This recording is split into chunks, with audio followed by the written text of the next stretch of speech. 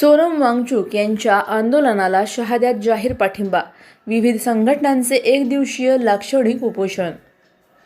पर्यावरणवादी व सामाजिक कार्यकर्ते सोनम वांगचुक यांच्या आंदोलनाला जाहीर पाठिंबा देण्यासाठी नंदुरबार जिल्ह्यातील शहादा येथे विविध सामाजिक, शेतकरी व नागरिक संघटनांच्या वतीने उपविभागीय अधिकारी कार्यालयासमोर एकदिवसीय लाक्षणिक उपोषण करण्यात आले।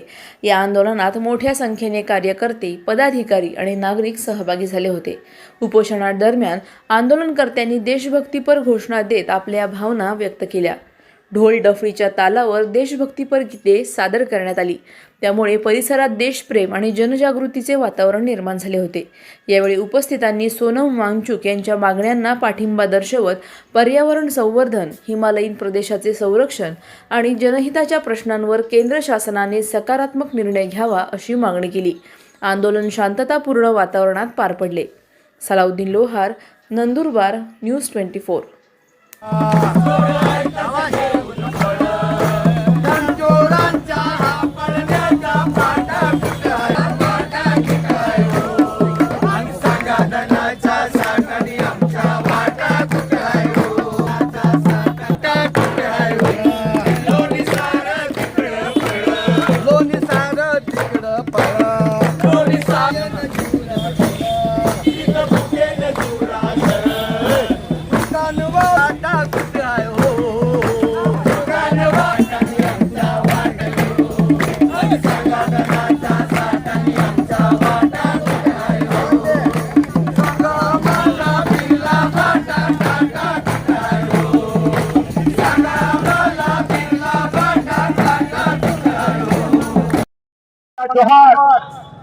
समाजसेवक सोनम वांगचुक हे यांना ज्या पद्धतीने उचलून नेलेला आहे आणि त्यांच्या जो विचाराला मानण्याचा जो प्रयत्न केला आहे याचा आम्ही सर्व पक्षीय निषेध करतो आणि त्या घटनेबद्दल परत निषेध करतो। आणि शासनाने काय लावलेलं आहे, विद्यार्थ्यांच्या भवितव्याशी खेळता आहे, लोकांच्या भवितव्याशी खेळता आहे। रोजगार नाही, महागाई आहे, अनेक क्षेत्रामध्ये वेगवेगळ्या प्रकारचं प्रश्न उपस्थित निर्माण करून दिला आहे। या सर्वाचा निषेध करून आम्ही हे आंदोलन करीत आहे।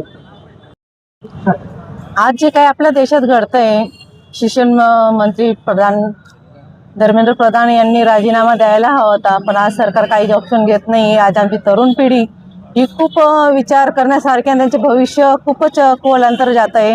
म्हणून धर्मेंद्र प्रधान यांनी विचार करून राजीनामा द्यावा सरकारकडून, आमची एवढीच मागणी करतो।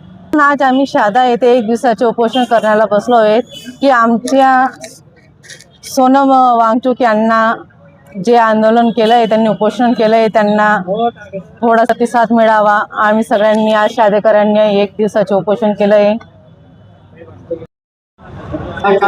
आज आम्ही सर्व नंदुरबार जिल्ह्यातले सर्व संघटना, सामाजिक संस्था, संघटना, पक्ष, पुरोगामी पक्ष हे एकत्र अशासाठी जमलो आहोत की दिल्लीमध्ये जंतर मंतर येथे जे काही गेले 21 दिवस उपोषण चाललेलं आहे सोनम वांगचुक यांचं, ते ज्यासाठी चाललेलं आहे तो त्यांचा हेतू अतिशय प्रभावी आहे आणि पूर्ण लोकांच्या, पूर्ण युवा पिढीच्या जीवनाशी संबंधित आहे।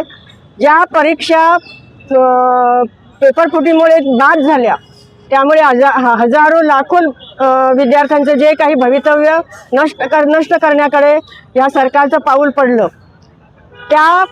त्याचा विरोध म्हणून सोनम वांगचुक यांनी धर्मेंद्र प्रधान या शिक्षण मंत्र्याचा राजीनामा मागितला।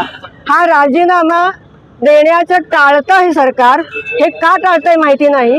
हे पूर्ण देशभरामध्ये सोनम वांगचुक यांना पाठिंबा देण्यासाठी आज उपोषण होत आहे, निदर्शनं होत आहेत आणि हा मुद्दा सरकारला लक्ष देऊन सोडवावाच लागेल। त्यासाठी आत्ता जरी हे नाही झालं तर ही ताकद मोठी होईल, ही ताकद त्यांना तोंड उघडायला लावेल, त्यांना ॲक्शन घ्यायला लावेल, इतकी लोकांची ताकद वाढेल ह्याच्या पुढच्या भविष्यामध्ये। हे एक कुठेतरी लोकांच्या जागृतीचं आणि